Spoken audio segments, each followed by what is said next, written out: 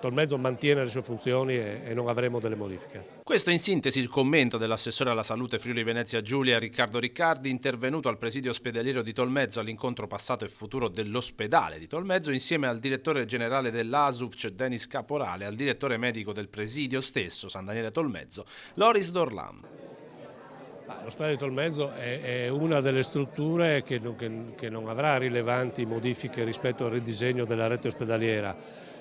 Manterrà le sue funzioni dell'urgenza e dell'elezione per l'area montana.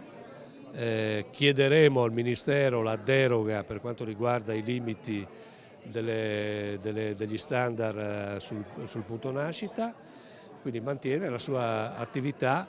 mantenendo anche, secondo la prima ipotesi della rete oncologica, anche attività oncologica che naturalmente raggiunge gli standard, perché noi dobbiamo lavorare al mantenimento degli standard, quindi non c'è alcun tema di ridimensionamento, in coerenza peraltro anche con quanto veniva esposto dal rapporto Agena. Nel suo intervento Riccardi ha annunciato che sarà necessario a breve adottare la rete oncologica regionale. Facciamo attività oncologica in troppi punti al di sotto degli standard, questo non è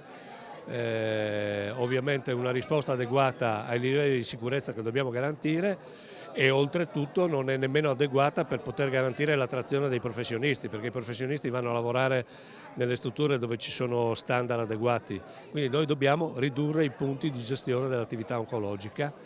e questo cerchiamo di fare con uno strumento del quale se ne parla da 20 anni e io mi auguro che finalmente si possa riuscire